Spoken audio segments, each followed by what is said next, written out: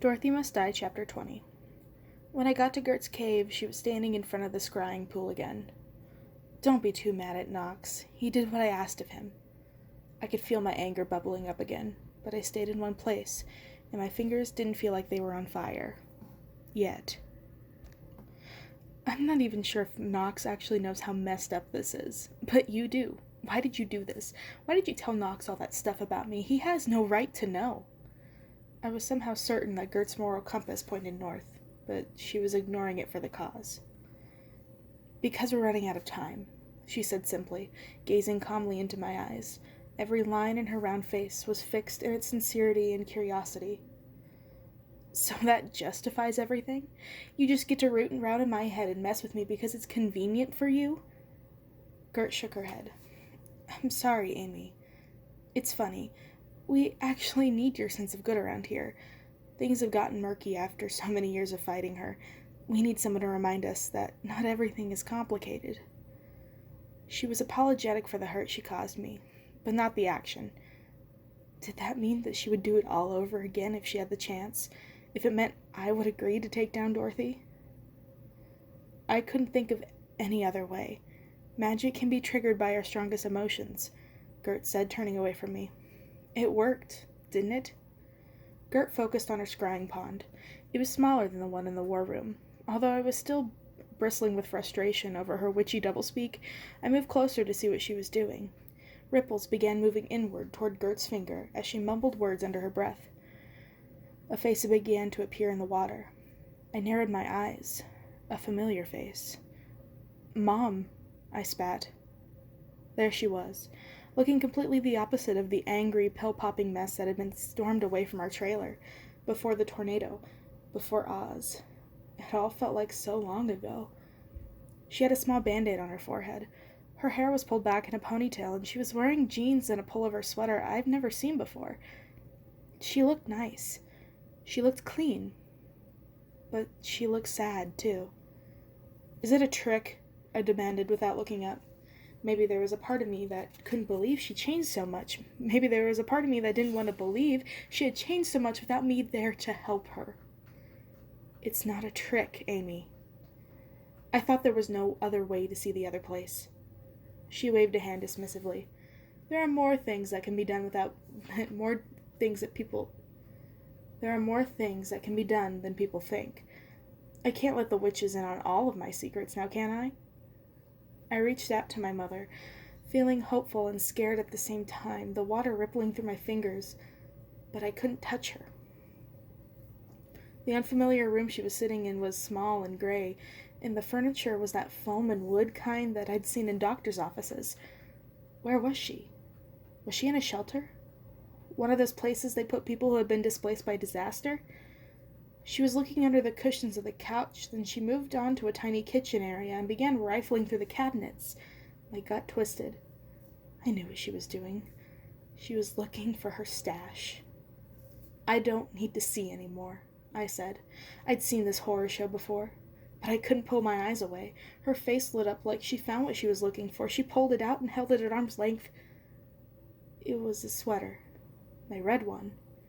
It was a little too tight and had tiny holes in the sleeve, but it was my favorite because it was the only thing I owned that was actually designer.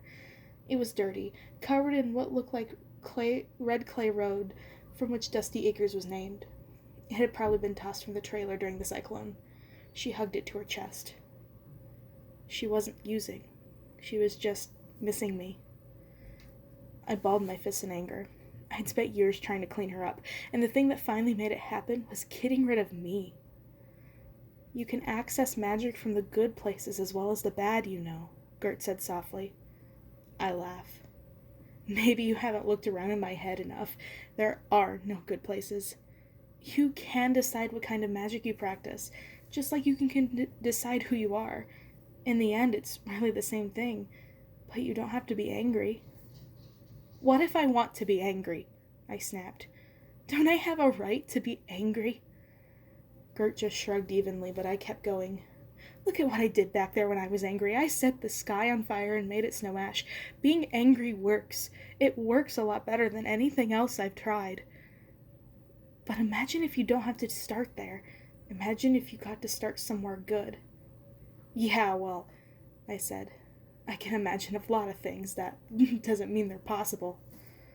Anything is possible, dear. Look around you. I laughed bitterly. Oz, where all your worst nightmares can come true. Look at us, Gert said, ignoring me. We witches spent our lives fighting each other. Now we live under the same roof, working together for something greater. It just goes to show.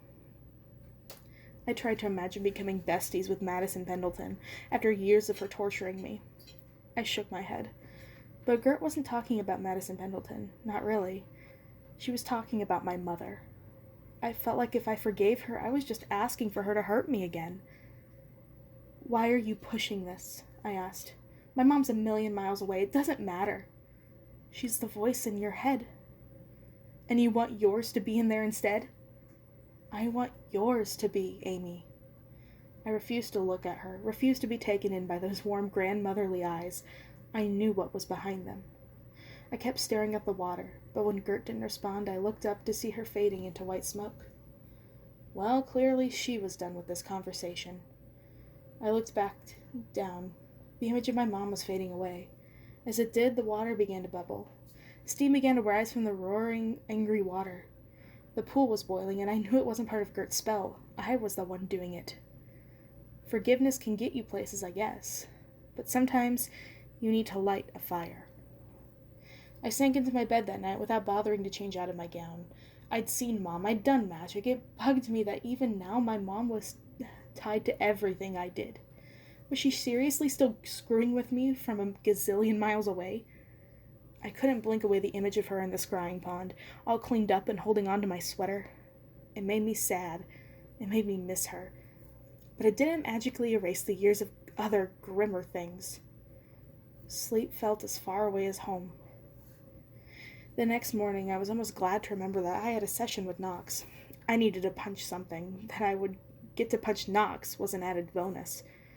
On my way to the training room, Gert's and Glamora's voices wafted out at me as I passed Glamora's chambers.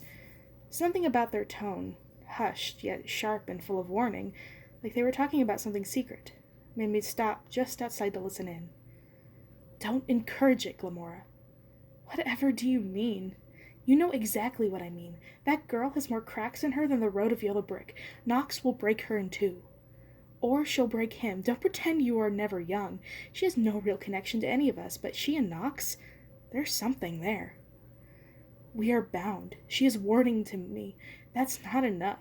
You know that I have my own suspicions about exactly who has brought Amy to Oz. There are a few people with enough power to summon someone from the other place. And if my hunch is correct, we both know that a simple binding won't be enough to hold that girl to us. But I can't think of a stronger glue. She's starved for it, certainly, but I don't know if our boy is capable of love. He wasn't built for it. We didn't build him for it. It's funny, Gert, Glamora said. All that mind reading, and you still can't see inside the heart. Our boy is starved for it, too. He just doesn't know it yet. I backed away, shaking my head, and rushed down the hall. I did not feel that way about Knox. Maybe he wasn't the total jerk I thought he was at first, but that didn't mean anything. It definitely didn't mean he felt anything for me.